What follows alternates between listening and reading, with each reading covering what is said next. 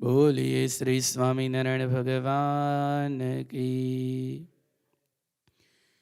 સર્વે અવતારના અવતારી ભગવાન શ્રી સ્વામિનારાયણની અસીમ કૃપાથી નિજ મંદિરમાં વિરાજમાન મધ્યસ્થ સિંહાસનમાં હરિકૃષ્ણ મહારાજ સંકલ્પ સિદ્ધ એવં સર્વે દેવો એમના ચરણોમાં વંદન. ધર્મકુળ મહાપુરુષો ભગવાનના સંતો ભક્તો એમના ચરણોમાં વંદન. જીવ પ્રાણી માત્રમાં રહેલા પરમાત્મા એમના ચરણોમાં વંદન. એવમ આજે કથા શ્રવણ કરવા માટે પધારેલા તમામ પુરુષ ભક્તો, સ્ત્રી ભક્તો અને ઓનલાઈનના માધ્યમથી કથાનું શ્રવણ કરતા સર્વે ભાવિક ભક્તજનોને શ્રાવણ માસના શુભ પ્રારંભના જય સ્વામિનારાયણ. ઓમ નમઃ શિવાય. તો આજે શ્રાવણ માસની અંદર મહાદેવને આપણે કાલે ગયેલી ભાષામાં ભગવાનને રાજી કરવા માટે મહાદેવને પ્રિય ગ્રંથ હોય તો શિવ પુરાણ છે. 18 પુરાણ છે સનાતન ધર્મની અંદર. એમાંનું એક પુરાણ એટલે શિવ પુરાણ છે. તો 1 મહિના સુધી આજથી આપણે પ્રારંભ કરીએ છીએ શિવ પુરાણ કથાનો. જેમ ભાગવત પુરાણ છે, મહાભારત પુરાણ છે, ગરુડ પુરાણ છે, એવી જ રીતના એક આ શિવ પુરાણ છે. તો કથામાં જ આપણે પ્રવેશ કરીએ છીએ. સૌ પ્રથમ શિવ પુરાણનું આપણે મહાત્મ્ય જાણવાનું છે. જ્યાં સુધી મહાત્મ્ય ન જાણીએ ત્યાં લગીને તમને ઇન્ટરેસ્ટ ન જાગે કે આની અંદર શું આવશે અથવા શું છે અથવા એની ગરિમા. કોઈ પણ વસ્તુ હોય, પદાર્થ હોય વગેરે, એનો તમે મહિમા જાણો તો હૃદયમાં અહોપણું થાય. તેવી રીતના શિવ પુરાણનું મહાત્મ્યનો અહીંયા પ્રારંભ કરે છે. ભવાબ્દિગ્ન દિનમ મામ સમુદ્ધ ભવાર્ણતાત કર્મગ્રાહિત્વ તાગ દાસોયમ તવ શંકર. એટલે સોનકજીના સાધન વિશે પ્રશ્ન કરવા પર સૂતજી એમને શિવ પુરાણના ઉત્કૃષ્ટ મહિમાનું શ્રવણ કરાયું. પહેલી વાત તો એ સોનકજી અને સૂત પુરાણજી એમનો સંવાદ રહેલો છે. ભાગવતની અંદર તમે જુઓ તો સોનક અને સૂત પુરાણજીનું ઘણું બધું નામ આવે. તમને વડીલ છો એટલે બધાને ખ્યાલ જ હોય, એમાં બહુ ડિટેલમાં નહીં જતા, પણ ટૂંકમાં કહી દઉં તો સોનકજી એટલે કે હિન્દુ ધર્મના એક મહાન પ્રખ્યાત એક ઋષિવર હતા. જેમ કહેવાય સંસ્કૃત આદિકના સર્વે ગ્રંથોના પોતે વ્યાકરણના કરતા હતા. જેમણે મહાભારત આદિક પૌરાણિક આ બધા કથાઓ એમણે કરેલી. જેમણે એમ કહેવાય નૈમિષારણ્યમાં સૂતજી પાસે કથા સાંભળવા ઋષિઓનું પ્રમુખ તરીકે વિશેષ એમાં જાણીતા હતા. મહાવિદ્વાન હતા. ગુરુપદ પણ એમણે રહેલા છે. એમના કાત્યન અને અશ્વયન આદિક મહાન એમના શિષ્યો એમના પણ ગુરુ રહ્યા છે. પૌરાણિક ગ્રંથમાં એવો ઉલ્લેખ આવે છે કે મહાભારત, ભાગવત પુરાણ જેવી પવિત્ર કથાઓમાં સોનકજી મુખ્ય શ્રોતા તરીકે હતા. એ સોનકજી અને જેમણે સૂતજી એટલે કે ઉગ્ર સ્વામુનિ પાસેથી ધર્મ ઇતિહાસોની બધી કથાઓ સાંભળેલી છે. અને સૂતજી એટલે કોણ? તો એ પણ એવા મહાન એક પૌરાણિક હતા. જેમ કે મહર્ષિ વેદવ્યાસ ભગવાન હતા. તો એમના પોતે શિષ્ય હતા. કોણ? સૂતજી.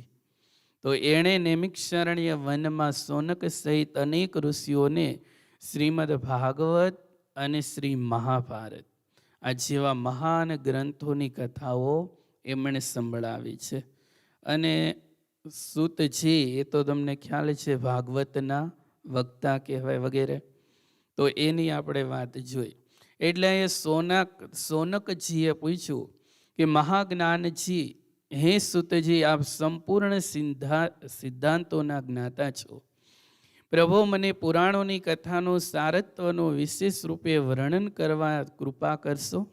કોઈ પાસે તમારે જ્ઞાન પ્રાપ્ત કરવું હોય તો પહેલાં શું કરવું પડે? પ્રાર્થના કરવી પડે કે આ કથા સાંભળવાની મને અતિશય જિજ્ઞાસા છે, અતિશય ઉત્કૃષ્ટ મને શ્રદ્ધા છે. એટલે એવી રીતના પ્રાર્થના કરે છે સોનક સુતજી પાસે. આ શિવ પુરાણ એનું જે સાર છે વિશેષ રૂપે મને વર્ણન કરવા એનું કૃપા કરો મારી પર. બીજું કહ્યું, જ્ઞાન ને વૈરાગ્ય સહિત ભક્તિથી પ્રાપ્તિ થનાર વિવેક બુદ્ધિ કેવી રીતે થાય છે એ પણ મને કહો. જ્ઞાન અને વૈરાગ્ય સહિત, જો જ્ઞાન આવે ને વૈરાગ્ય આવે તો ભક્તિ આવે, તો પોતાના જીવનમાં શું આવે? વિવેક બુદ્ધિ આવે. ઘણાના જીવનમાં વિવેક ના હોય તો શું કહીએ? આને હાવ બુદ્ધિ વગરનો છે, અથવા આના જીવનમાં જ્ઞાન નથી. એટલે આ પ્રશ્ન છે. તો વૈરાગ્ય સહિત, જ્ઞાની સહિત ભક્તિ પ્રાપ્ત મારા જીવનમાં થનાર એવી વિવેક બુદ્ધિ કેવી રીતના થાય એ કૃપા કરો.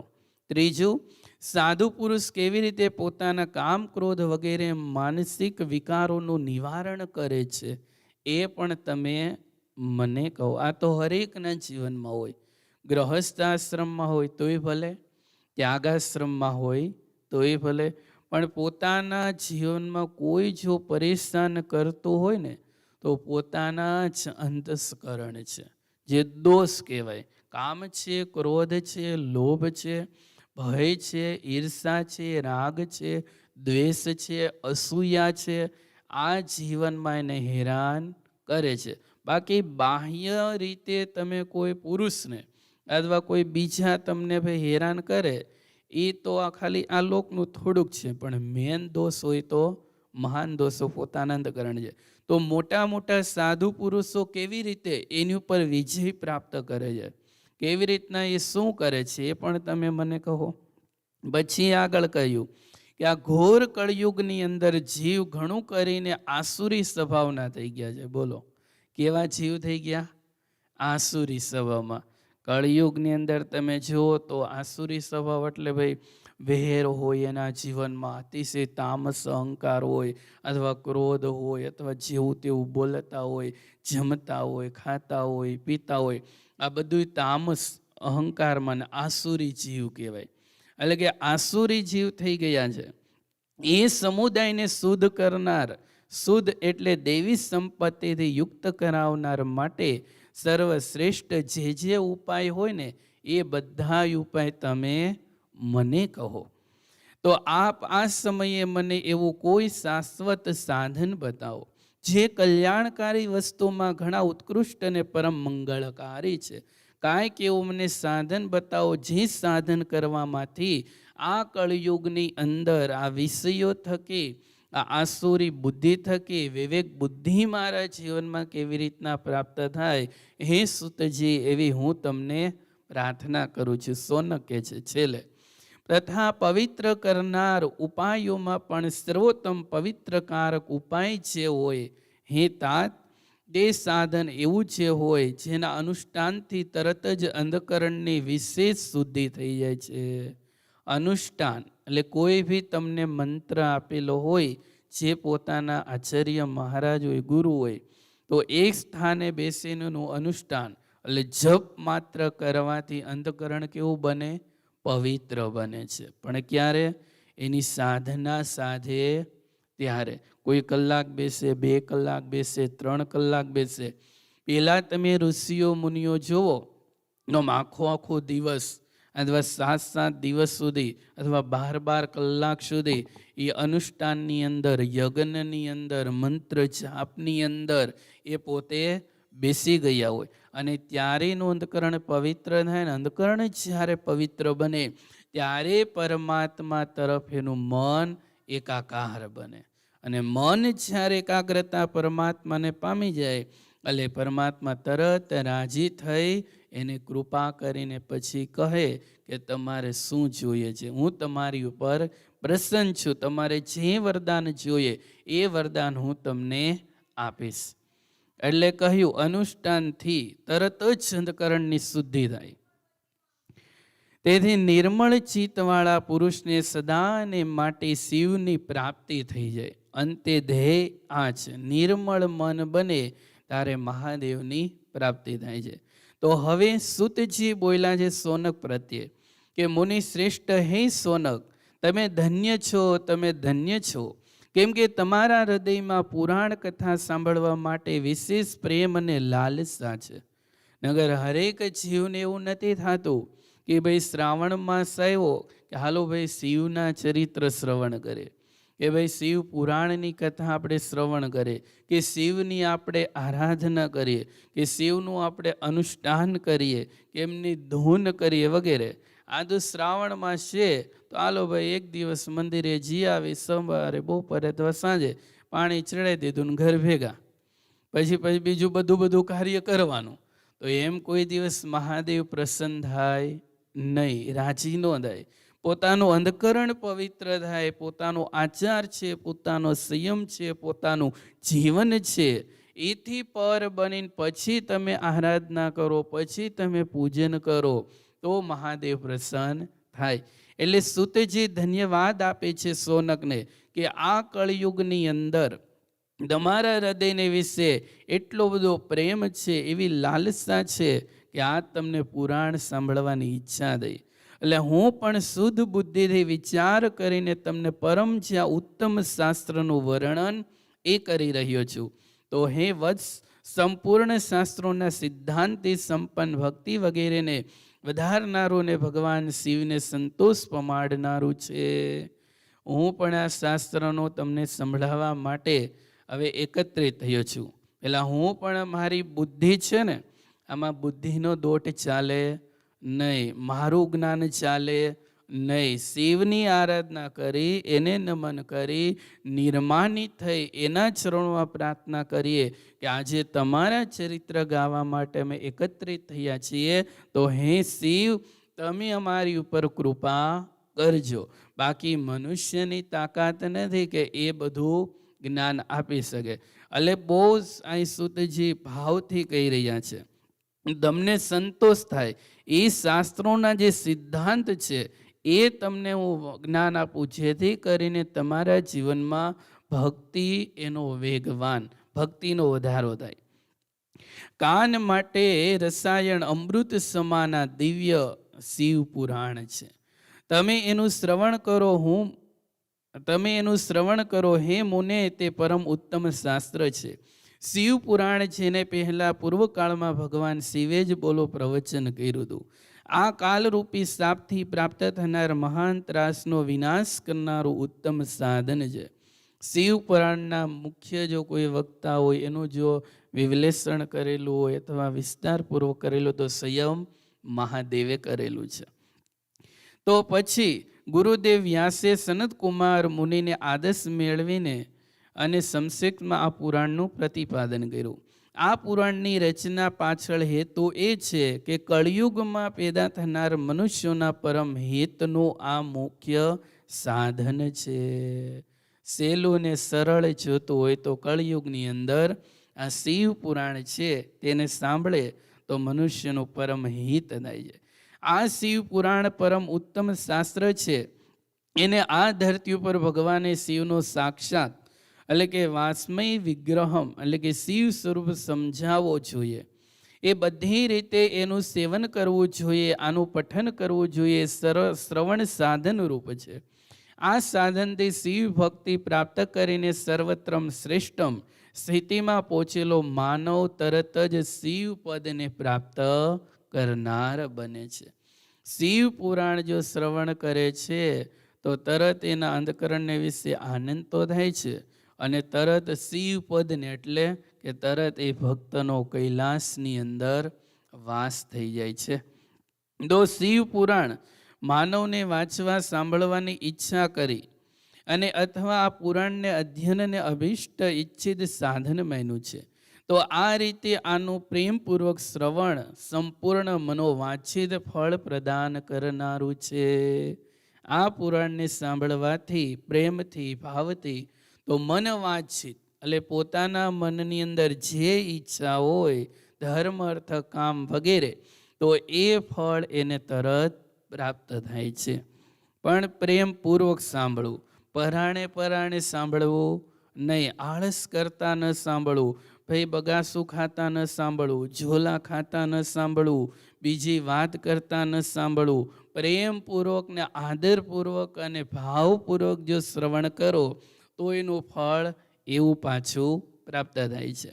એટલે કહ્યું, ભગવાન શિવના આ પુરાણને સાંભળીને મનુષ્ય બધા પાપોથી મુક્ત થઈ જાય છે. લો, આ શિવ પુરાણ સાંભળવાથી શું થાય?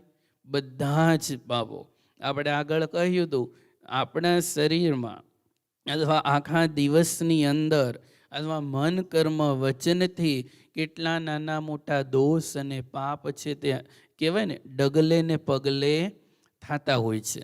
પણ ભગવાનના ચરિત્ર અને ભગવાનની કથા સાંભળવાથી એ પાપનો શું થાય છે? નાશ થાય છે. ભગવાન શિવની કથા થાય, ચરિત્ર સાંભળે, ઉરોદંતી સર્વે પાપાની, એટલે પાપ બધા છે ને બળવા લાગે છે. પાપ ત્યાં રહી શકતા નથી, પલાયમાન ટૂંકમાં દૂર જવા લાગે. એટલે કહ્યું સર્વે પાપ નાશ થઈ જાય છે. આ જીવનમાં મોટા મોટા ઉત્કૃષ્ટ ભોગ ભોગવીને અંતે શિવલોકને બોલો પ્રાપ્ત કરી લે છે. આ શિવ પુરાણ નામનો ગ્રંથ 24,000 શ્લોક વાળો છે. કેટલા શ્લોક છે? 24,000 શ્લોક છે. ભાગવત પુરાણ છે ભક્તો, તેમાં 18,000 શ્લોક છે. પણ આ શિવ પુરાણની અંદર 24,000 શ્લોક વાળો ગ્રંથ છે. એની 7 સંહિતાઓ છે. જેમ કે આની અંદર આગળ બધી છે ભાઈ, રુદ્ર સંહિતા કહેવાય, વિદ્યેશ્વર, અલગ અલગ બધી સંહિતાઓ છે. તો 7 સંહિતાઓ છે, 24,000 શ્લોક છે. એટલે મનુષ્ય માટે એ જરૂરી છે કે તે ભક્તિ, જ્ઞાન અને વૈરાગ્યથી સંપન્ન થઈને બહુ જ આદરથી આનું શ્રવણ કરો. બહુ જ આદરથી. આપણે કેમ કોઈ મોટા માણસને મળવા ગયા હોય અથવા સ્પેશિયલ ભાઈ બીજે ક્યાંક ગયા હોય અથવા કોઈ એવા ગેસ્ટ તરીકે ગયા હોય તો કેટલા આદરપૂર્વક કંઈ અવાજ ન કરીએ, બીજે ધ્યાન ન આપીએ, એક ચિત્તથી. એમાં આપણે ભાઈ ઇન્ટરિયામાં ગયા હોય તો કેટલું ચિત્ત એકાગ્રતાને હોય. તો એવી રીતના આદરપૂર્વક આ ગ્રંથ છે મહાદેવનું શિવ પુરાણ. તો એના એક એક અક્ષરને આપણા જીવનમાં સાર્થક ત્યારે થાય કે શ્રવણ તો કરીએ છીએ, પણ શ્રવણ કેવું? મન દઈને શ્રવણ પાછું કરવું જોઈએ. નકર તો ભાઈ એ તો ભાઈ બોલે છે, એ તો વાંચે છે, આપણા મનમાં પાછું કંઈક બીજું ચાલતું હોય, તો એવી રીતના એનું ફળ પ્રાપ્ત ન થાય. એટલે કે 24,000 જેની અંદર શ્લોક છે, 7 સંહિતાઓ છે. મનુષ્યો માટે એ જરૂરી છે કે ભક્તિ, જ્ઞાન, વૈરાગ્ય સંપન્ન પોતાના જીવનમાં આવે, એટલા માટે આદરથી શ્રવણ કરો. 7 સંહિતાઓથી યુક્ત આ દિવ્ય શિવ પુરાણે પરબ્રહ્મ પરમાત્માની જેમ જ બિરાજમાન છે. અને સર્વથી ઉત્કૃષ્ટ ગતિ પ્રદાન કરવાવાળું જે કોઈ નિરંતર અનુસંધાનપૂર્વક, જોયું, નિરંતર એટલે રોજ, કાયમ માટે, નિરંતર જે અનુસંધાનપૂર્વક આ શિવ પુરાણને વાંચે છે અથવા નિત્ય પ્રેમપૂર્વક આનો પાઠ માત્ર કરે છે, એ પુણ્યાત્મા છે. એમાં કોઈ સંશય નથી. બહુ મોટા જીવાત્માના પુણ્ય કહેતા કે ઉદય થયા હોય ને ત્યારે નિરંતર આ શિવ પુરાણને વાંચી શકે અથવા નિરંતર અનુસંધાન રાખીને એનું શ્રવણ કરી શકે. અનુસંધાન એટલે મિનિંગ, તો તમને કોઈ પૂછે કે આજે એક દિવસ કથામાં 1 અધ્યાય 2 અધ્યાય વચાણો, એની અંદર તમે શું પ્રાપ્ત કર્યું, તમે શું શ્રવણ કર્યું, તમને શું યાદ રહ્યું, એ ક્યારે તમે કહી શકો? તમે અનુસંધાનપૂર્વક જો શ્રવણ કર્યું હોય તો તમને યાદ રહે. નકર તો ભાઈ કથામાં ગયા હતા પણ આપને કંઈ યાદ ન રહે હોય કે બીજું બધું એ બધું યાદ રહે. કોઈએ ભાઈ કંઈક 2 શબ્દ કડક કહી દીધા હોય, લગારે હિત માટે એ પાછા કીધા હોય કે ભાઈ તમે આમ માર્ગે અહીંયા આમ ન ચાલો અથવા અહીં સેવા ચાલે આમ ન કરો, તો એ એને જીવનભર યાદ રહેશે. પણ મહાદેવનું ચરિત્ર ભાઈ કે એ અમને યાદ ન રહે. એટલે આ જીવનું શું થાય? એવો એટલો અલ્પ આમ કહેવાય ને દોષ કહેવાય. પણ એટલું તો આપણે આજે શ્રવણ કરીએ કે આજના દિવસે, પહેલા દિવસે શિવ પુરાણમાં કેટલા શ્લોક છે?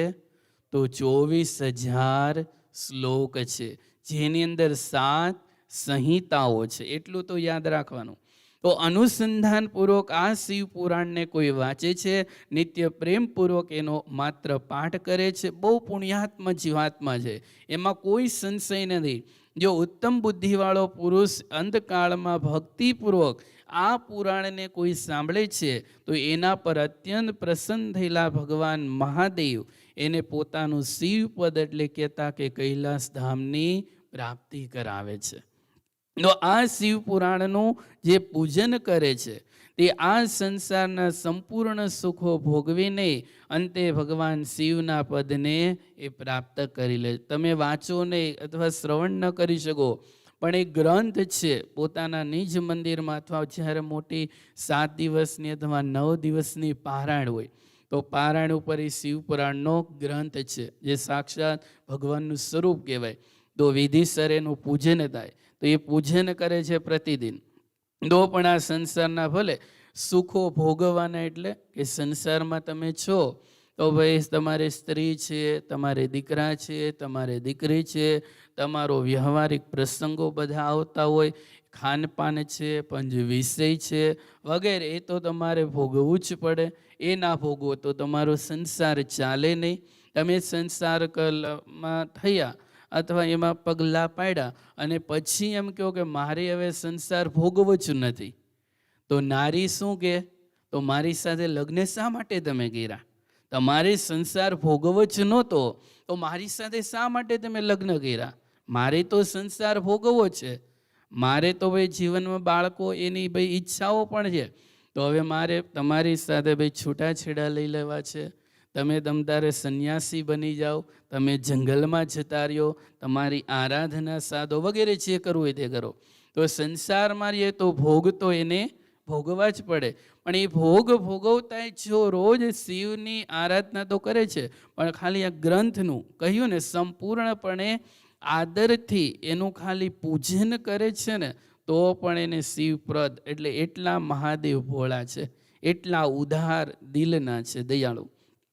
જે પછી આ સંસારને પ્રાપ્ત કરી લે શિવના પદે, જે પ્રતિદિન આળસ ખંખેરી નાખીને રેશમી વસ્ત્રથી વીંટીને આ શિવ પુરાણનો સત્કાર કરે છે તે સદાને માટે એ સુખી રહે છે. લો, આળસ ખંખેરવી પડે. કાંઈ પણ કાર્ય કરવું હોય તો શું પહેલાં જોઈએ? આળસ ખંખેરીને ઉત્કૃષ્ટ તમારી શ્રદ્ધા જોઈએ. તો આળસ ખંખેરીને કાયમી માટે રેશમી વસ્ત્ર હોય એમાં શિવ પુરાણને વીંટી અને પછી એનું ભાઈ પૂજન કરે, તો પણ અહીંયા કહ્યું શિવ પુરાણની અંદર કાયમ માટે સદાય સુખી રહે છે. ઝાઝી એની પાસે ભાઈ સુવિધા નથી અથવા ઝાઝું બીજું કાંઈ ન કરી શકતા હોય, પણ આટલું જો કરે ને તોય સદા એ સુખી રહે છે. આ શિવ પુરાણ નિર્મળ અને ભગવાન શિવનું સર્વસ્વ છે. જે ઇહલોકમાં પરલોકમાં પણ સુખને ચાહતો હોય એણે આદરપૂર્વક પ્રયત્નપૂર્વક આનું સેવન કરવું જોઈએ. આ લોકમાં જેને ભાઈ સારું જોઈએ, પરલોકમાં જેને સારું જોતું હોય એને પરમ એમ કહેવાય શિવ પુરાણનું પાન કરવું જોઈએ. આ નિર્મળ તથા ઉત્તમ શિવ પુરાણ ધર્મ, અર્થ, કામ અને મોક્ષરૂપ ચારેય પુરુષાર્થનું આપવાળું છે. માટે સદા પ્રેમપૂર્વક આનું શ્રવણ કરવું જોઈએ અને શિવનો પાઠ કરવો જોઈએ. એટલે વિશેષ એમ કે પુરાણનો પાઠ કરવો શિવને રાજી કરવા માટે. તો અહીંયા 1 અધ્યાય પૂર્ણ થયો. સાર 1 અધ્યાયનો શું આવ્યો?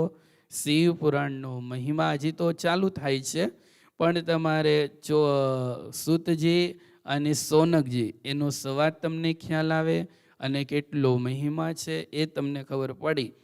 હવે આગળ કહે છે શિવ પુરાણના શ્રવણથી દેવરાજને શિવલોકની પ્રાપ્તિ થઈ અને ચંચુલાને પાપનો ભય તથા સંસાર પ્રત્યે શું થયું?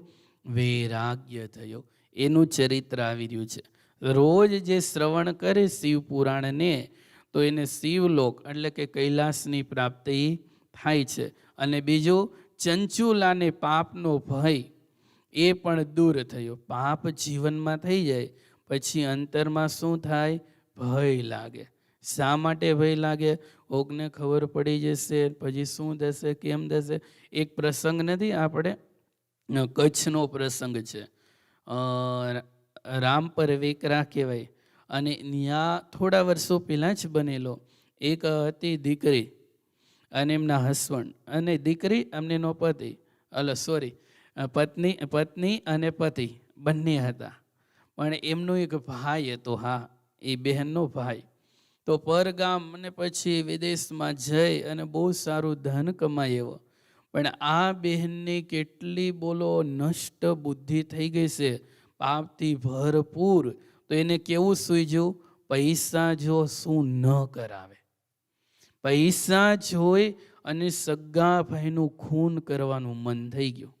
આ બનેલી ઘટના સત્ય બોલો. અને પછી રાત્રે ટૂંકમાં સાર કહું તો એના હસબન્ડને જગાડી અને કહ્યું આ કરવાનું. તેનો પતિદેવ આભા બની ગયો.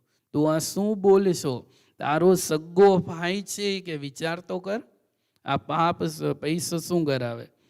ભાઈએ કાર્ય ન કર્યું તો આ બહેને એકલા, એનો ભાઈ સૂઈ ગયો તો રાતના 2 વાગે બોલો એનું ખૂન કરી નાખ્યું.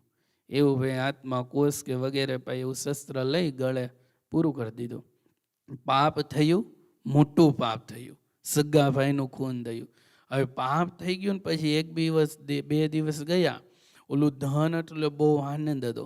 પણ જેમ જેમ દિવસ ગયા ને 5 દિવસ પછી અંતરમાં કકળાટી થવા લાગી. કેમ કે પાપ અંતરમાં ભાઈ છાનું રહેવા દેતું નથી. ડર લાગે, હવે શું કરું, બેચેની લાગે, આમ ગમતું નથી, બીજા વિચારો આવે છે, શું કરું. પછી પાપમાંથી છૂટવા માટે એણે કોઈ સત્સંગી બહેન હતા એમને વાત કરી, બીજી વાત ન કરી. પણ કે મારા જીવનમાં એક પાપ થઈ ગયું છે તો એનું પ્રાયશ્ચિત શું કરું. તો આ સત્સંગી બેને એવું કહ્યું કે આપણે ભુજમાં એ નરનારાયણ ભગવાન છે, તેમને થાળ કરી દો. તેમણે થાળ કર્યો, પણ પૈસા કેના હતા, પાપના કરેલા. એટલે એ પૈસાથી થાળ થયો. બ્રહ્મચારી નરનારાયણ દેવ ભગવાનના ડેરામાં જ્યાં પગ મૂક્યો ને ત્યાં ભગવાનનો કોપ થયો, તો થાળ નીચે પડી ગયો. આખા ભુજમાં થોડો હાહાકાર મચી ગયો કે આવું કોઈ દિવસ થયું નથી. બીજી વાર બ્રહ્મચારી નાહી ધોઈ પવિત્ર થઈ રસોઈ બનાવી અને થાળ ધરવા માટે લઈ ગયા તો વળી પાછો પડી ગયો. 3 વાર આવું થયું. એટલે તો કાંઈક અઘટિત ઘટના હાથ છે. ભગવાન આજે વધારે કોપમાં, એટલે કે ક્રોધ છે કે ગમી હોય. પછી મોટી ઉંમરના એક સાંખ્યોગી માતાઓ હતા, તો એના હૃદયમાં પરમાત્માએ આવીને કહી દીધું કે આજની જેણે રસોઈ આપેલી છે ને એ બહેન, એ સ્ત્રી છે, એણે સગા ભાઈનું ખૂન કરેલું છે. એ પાપના પૈસાથી હું કોઈ દિવસ અનાજ જમીશ નહીં. એટલે પાપ એનો પોકાર થયો અને બધાને ખબર પણ પડી ગઈ. પછી એને પૂછ્યું ત્યારે પોક માંડીની સ્ત્રીએ કહ્યું હા મારાથી આ થઈ ગયું છે. પછી તો જેલ દે, પણ કહેવાની વાત, પાપ છે તો છાપરે રહીને પણ પોકાર કરે છે. એટલે અહીંયા કહ્યું કે આ શિવનું, એટલે અહીંયા ચંચુલા એ કોણ છે, હવે એ આપણે જોઈએ. એનો જે પાપનો ભય હતો એને કેનો છે એ પણ દૂર થયો, અને સંસાર પ્રત્યે પછી એને શું થયો, વૈરાગ્ય થયો. આ શિવ પુરાણ દરરોજ જે શ્રવણ કરે છે એની કથા. તો શ્રી સોનકજીએ કહ્યું, મહાભાગ સુતજી, તમે ધન્ય છો, પરમાત્મા તત્વના જ્ઞાતા છો. તમે કૃપા કરીને અમને આ બહુ અદ્ભુત અને દિવ્ય કથા સંભળાવી છે. ધરતી પર આ કથા સમાન કલ્યાણનું સર્વશ્રેષ્ઠ બીજું કોઈ સાધન જ નથી. એટલી આ દિવ્ય કથા છે. આ ભાઈ કળિયુગની અંદર કલ્યાણ કરવા માટેનું ઉત્તમ સાધન બતાવે છે. એ વાત અમે આજે તમારી કૃપાથી નિશ્ચયપૂર્વક સમજી લીધી છે. સુત જે કળિયુગમાં આ કથાના શ્રવણ દ્વારા કયા કયા પાપી શુદ્ધિ થાય છે તે અમને કૃપા પૂર્વક બતાવો. આ જગતને તમે કૃતાર્થ કરો. ત્યારે હવે આ પ્રશ્ન કોનો હતો એ એક તમારે યાદ રાખવાનો. સોનકનો પ્રશ્ન છે, સોનકજીનો. અને એના ઉત્તરમાં હવે સુતજી એને ચરિત્ર કહેતા કે કથા શ્રવણ કરાવે છે. આ બંને સંવાદ આવે, એક શ્રોતા છે અને એક વક્તા છે. એટલે સોનકજી એ શ્રોતા છે અને સુતજી એ વક્તા છે. તેનો પ્રશ્ન કેવો છે કે આ કળયુગની અંદર જે પાપ થાય છે તો એની શુદ્ધિ થવા માટે અમારે શું કરવું જોઈએ એ તમે મને કહો. ત્યારે સુતજી બોલ્યા, મુને જે મનુષ્ય પાપી, દુરાચારી, ખલ, કામ, ક્રોધ વગેરેમાં નિરંતર જે ડૂબેલા છે આ બધા પાપી કહેવાય. જે નિરંતર દુરાચારી તમને ખબર છે પોતાના જીવનમાં એકય સારા ગુણ હોય ના, એને દુરાચારી કહેવાય. ન પીવાનું પીતા હોય, ન ખાવાનું ખાતા હોય, ન કરવાનું બધું કરતા હોય, કલંકથી ભરપૂર હોય, કહેતા ને ત્યાં જીવનમાં હાવ દુરાચારી છે. આના જીવનમાં એક પણ સદગુણ છે નહીં. એટલે અહીંયા કહે છે શિવ પુરાણમાં, જે દુરાચારી જે ખળ લોકો હોય, બીજાને આમ દેખાડે બીજું, અંતરમાં બીજું કપડ હોય, જે કામની અંદર ભરપૂર હોય, ક્રોધની અંદર ભરપૂર હોય, નિરંતર એમાં જે ડૂબેલા છે, તો આ પુરાણના શ્રવણ પઠનથી અવશ્ય બધા શુદ્ધ થઈ જાય. શિવ પુરાણ જો શ્રવણ કરે તો આ દુરાચારના બધા દૂર થઈ જાય, પણ નિરંતર કરવું પડે. આ વિષયમાં જાણકાર મુનિ આ પ્રાચીન ઇતિહાસનું ઉદાહરણ આપ્યા કરે છે. પ્રાચીન કાળનું ઉદાહરણ છે. આપણે કોઈ દિવસ શ્રવણી નહીં કર્યું હોય કે સમય એવો નથી મળ્યો, જીવનમાં 80 વર્ષ થઈ ગયા વાંચવાનો. પ્રાચીન ઉદાહરણ વર્ષોથી યુગોથી જે શિવ પુરાણની અંદર લખાયેલું છે. તો જેના શ્રવણ માત્રથી જ બોલો પાપનો સંપૂર્ણપણે નાશ થઈ જાય. ખાલી શ્રવણ કરવા દે, પાપ છે તો ભાગી જાય, નાશ પામી જાય. ઘણા સમય પહેલાની એક વાત છે ભક્તજનો, કે કોઈ જગ્યાએ કિરાતોના નગરમાં એક બ્રાહ્મણ રહેતો હતો. હવે ચરિત્ર આવે છે, આ તમને યાદ રહી જશે. કિરાત નગરમાં એક બ્રાહ્મણ રહેતો હતો. તે જ્ઞાનમાં અત્યંત દુર્બળ અને બહુ બિચારો દરિદ્ર હતો. નગર બ્રાહ્મણો હોય ને જ્ઞાનમાં નકર સંપૂર્ણપણે હોવા જોઈએ, કેમ કે એને ભાઈ વંશ વેલામાંથી એવું કહેવામાં આવે કે કર્મકાંડ તો બ્રાહ્મણે અવશ્ય ભણવું જોઈએ. કર્મકાંડ ભણેલું હોય છે. બ્રાહ્મણ જો સંસ્કૃત ભણેલા હશે, બીજું કાંઈ એને નહીં આવડતું, તો એનું જીવનની જડીબુટી ગમે ત્યાં જશે ને તો એની પૂજા થાય. એ પોતે પૂજા બધાની કરાવી શકે, તો એને દરિદ્રતા ઓછી રહે. પણ અહીંયા શું થયું, આ બ્રાહ્મણ કિરાતનગરમાં જ્ઞાનમાં બિચારો દુર્બળ છે અને જીવનમાં પણ એને ગરીબ છે, એટલે દરિદ્ર છે, એટલે ગરીબ. રસ એમ કહેવાય રસ વેચનારો હતો. વૈદિક ધર્મથી પાછો બોલો વિમુખ હતો. આ ખોટું ને, રસ વેચનારો બરાબર છે, પણ વૈદિક જે પરંપરા છે, વૈદિક સનાતન જે ધર્મ છે એનાથી પાછો વિમુખ હતો. અને તે સ્નાન સંધ્યા વગેરે કર્મોથી પાછો ભ્રષ્ટ થઈ ગયેલો હતો. એટલે બ્રાહ્મણની પૂજા, બ્રાહ્મણનું બહુમાન ત્યારે હોય, એનો સંયમ, એની સ્નાન, એની સંધ્યા, એનું કર્મ જે કરતા હોય, એટલે બ્રાહ્મણને તમે પગે લાગો એટલે ભગવાનને પગે લાગો એ બરાબર છે. બ્રાહ્મણ એ પૃથ્વીના એક દેવ પણ છે, બોલો. એટલે અહીંયા કહે છે, તો હવે બિચારો સ્નાન સંધ્યા વગેરે કર્મોથી ભ્રષ્ટ થઈ ગયો હતો અને વૈશ્ય વૃત્તિમાં તત્પર રહેતો હતો. આ કેટલી નીચી વૃત્તિ થઈ ગઈ. વૈશ્ય વૃત્તિમાં તત્પર એટલે કે નારી હોય એમાં જ કાયમ માટેની વૃત્તિ વગેરે તણાતી હશે અથવા વગેરે. એનું નામ હતું દેવરાજ. બ્રાહ્મણનું શું નામ? દેવરાજ. તે એવા લોકને ઠગીને લેતો છે કે એના ઉપર વિશ્વાસ રાખતા હતા. એટલે કહ્યું શાસ્ત્રમાં, કોઈ પર વિશ્વાસ રાખતા પહેલા એક વાર નહીં 1000 વાર વિચાર કરી લેવો. વિશ્વાસ રાખ્યા પછી કોઈ વિશ્વાસઘાત કરે તો એનાથી કોઈ બીજું મોટું પાપ નથી, શાસ્ત્રમાં કહ્યું. એટલે આપણી ઉપર જીવનમાં, તમારી ઉપર તમારા ધર્મપત્નીનો વિશ્વાસ મૂકેલો હોય, અથવા તમે એની ઉપર વિશ્વાસ મૂકેલો હોય, અથવા પરિવારમાં દીકરા દીકરી ઉપર વિશ્વાસ મૂકેલો હોય, કોઈ એવા આમ તમારા બહુ ક્લોઝ એવા સારા ફ્રેન્ડ હોય એની ઉપર તમે વિશ્વાસ મૂકેલો હોય, કોઈ આચાર્ય, કોઈ ધર્મગુરુ, કોઈ સંતો, કોઈ ભક્તો એની ઉપર તમે વિશ્વાસ મૂકેલો હોય, કે આપણી ઉપર કોઈ વિશ્વાસ મૂકેલો હોય, તો એ વિશ્વાસઘાત ક્યારે થવા દેવો નહીં. તો એનાથી કોઈ મોટું પાપ નથી. એટલે અહીંયા એના જીવનમાં કેવી વૃત્તિ થઈ ગઈ, એની ઉપર આ દેવરાજ બ્રાહ્મણ, એમાં જેણે જેણે એની ઉપર વિશ્વાસ મૂક્યો એટલે ખળ છળ કપટ દંભ કરી એનો વિશ્વાસઘાત કરી નાખતા હતા. એટલે પછી પાપ કેવડું મોટું એના જીવનમાં ભેગું થાય. કોઈની આતરડી તમે દુભવો અથવા તમે ન કરવાની એની સાથે કરી નાખો, એ ગરીબ છે, તમે બહુ મોટા ધનવાન છો, તો ગરીબ કાંઈ તમારી સામે નહીં કરી શકે, પણ એની આતરડી કકળતી, એના દોષ એના પાપ કેટલું પોતાને લાગે. એ પછી સમય જ્યારે આવે ને ત્યારે પછી રોતા પણ એને આવડે નહીં. એટલે બહુ સુંદર કથા છે. તો એ દેવરાજ એવા લોકોને ઠગી લેતો જે એના ઉપર વિશ્વાસ રાખતા હતા.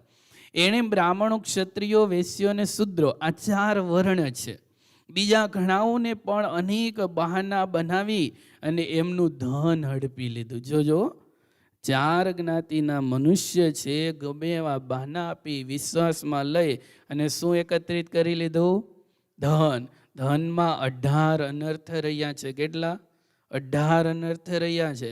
અને એકવાર અણનીતિનું કે અણહકનું જો ધન જીવનમાં આવી ગયું એટલે તમને રાત્રે ક્યારે સુખેથી નીંદર આવવા દે નહીં. પરિવારમાં તમને ક્યારે સુખ કે શાંતિ પણ એ ન આવવા દે ફક્ત જ નો. એટલે જોઈએ તો આગળ તો બધા એનું ધન હડપી લીધું હતું, પરંતુ એ પાપીનું થોડું પણ ધન ધાર્મિક કાર્યોમાં વપરાતું નહોતું. કેમ કે હવે ધન જ એવું આપે લીધેલું છે એટલે એને કોઈ દિવસ ઈચ્છા જ ન થાય કે મારા જીવનમાં મારે સત્કર્મ કરવા માટે આ ધન વાપરવું છે. કે કોઈ બાળકો હોય, બાલિકા હોય, કોઈ વૃદ્ધ હોય, કોઈ અંધ હોય, કોઈ દરિદ્ર હોય, કોઈ દેવી દેવતાઓનું મંદિર બંધાતું હોય, કોઈ વૃદ્ધાશ્રમ વગેરે હોય, એમાં ધન આપીને મારા ધનની કાંઈક શુદ્ધિ કરી લો.